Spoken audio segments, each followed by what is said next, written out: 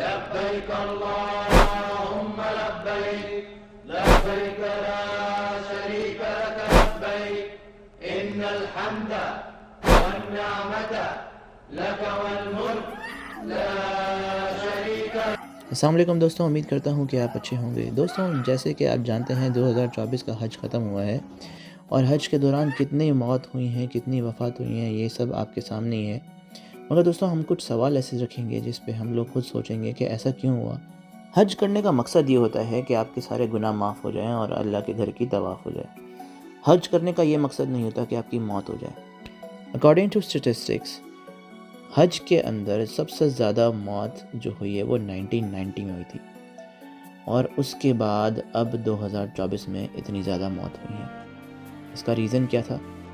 دوستوں، اس کا ریزن یہ ہے کہ اللہ نے اپنے گھر میں اتنی گرمی آنے دی، اتنی گرمی بھیجی کہ وہاں پر ہزاروں سے بھی زیادہ حاجی وفات پا گئے. دوستوں، اس میں سوال یہ ہے کہ اگر اللہ جانتا تھا کہ میرے گھر میں اتنی گرمی پڑے گی کیونکہ میں سعودی عرب میں گھر بنا رہا ہوں، اس وجہ سے ہزاروں لوگوں کی وفات ہوگی، تو اللہ کو چاہیے تھا اپنا گھر بناتا گریس.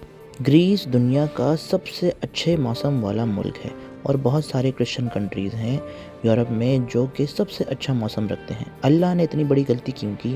اپنے کرسچن ملک میں کیوں نہیں بنایا بلکہ مسلمان سعودی عرب میں ملک میں بنایا جہاں پر بہت سارے وفات ہو رہی ہے حاجیوں کو لے کر؟ اللہ نے اتنی بڑی غلطی کیسے کر دی؟ دوستوں، اب ہم ان حاجیوں سے جو حج کر کے آئے ہیں ان سے جانیں گے کہ اللہ نے اپنے حاجیوں کی کس طرح سے حفاظت کی. کیا کہیں گے، کوئی فیسلٹی نہیں دی ہے حج کمیٹی نے، کچھ بھی نہیں کیا ہے ہم لوگوں کے لیے. ہم اتنے پریشان ہوئے ہیں بتا نہیں سکتے. کتنی دقت ہوئی، کئی لوگوں کی تو موت بھی ہو گئی وہاں پر. یہ بہت دقت ہوئی ہے. گرمی کیسی تھی؟ گرمی بہت تھی لیکن کوئی مدد کرنے والا نہیں تھا. تھی وہاں پر گرمی زیادہ تھی، بہت زیادہ. کیا مدد کیا گیا؟ اتنی ٹیم جاتی ہے حج کے لیے، آپ لوگوں کو مدد ملی؟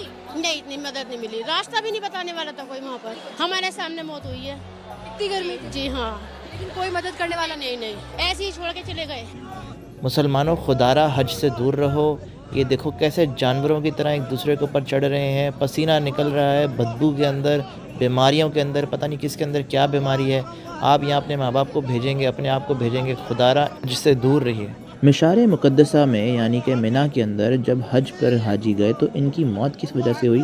وہ ہوئی سخت اور سخت گرمی کی وجہ سے. الحجہ میں جو تقریباً ٹیمپریچر 51.8 کا جو ہے وہ ٹیمپریچر تھا.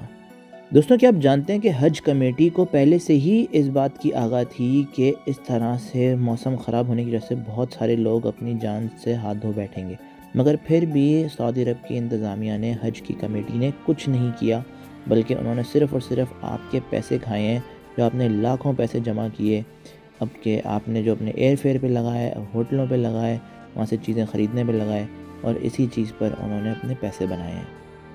دوستوں، کیا آپ جانتے ہیں کہ اگر مکہ مدینہ آگرہ ہندوستان میں ہوتا تو ہندوستان کی اکانومی اور زیادہ سٹرونگ ہو جاتی؟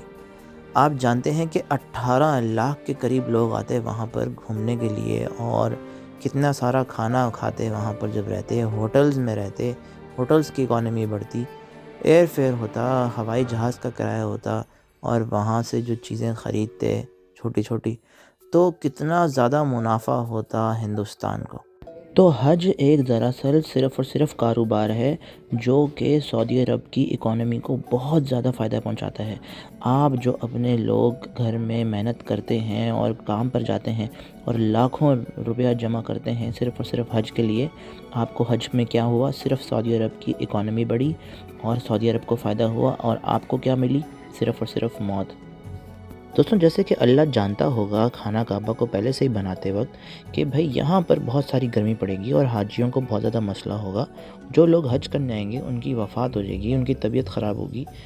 اللہ نے اچھے موسم والے ملک جو ہیں وہ کرسچنز کو دے دیے، جس میں یہ ٹاپ 5 کے ہیں، جس کے اندر گریس ہے، پرتگال ہے، اسپین ہے اور برازیل ہے. یہ تو کرسچن کنٹریز ہیں. تو اللہ نے اتنی بڑی غلطی کیسے کر دی کہ اپنے خانہ کعبہ کو بجائے اس کے کہ ان 5 کنٹریز کے اندر بنائے، بلکہ سخت گرمی والی جگہ پر بنا دیے. اور سعودی عرب میں جس جگہ پر ہے خانہ کعبہ وہ بھی نیچائی پر ہے، یعنی کہ ادھر بھی گٹر کا پانی جمع ہو جاتا ہے اکثر جب بہت زیادہ بارش ہوتی ہے. آپ کے سامنے تصویریں.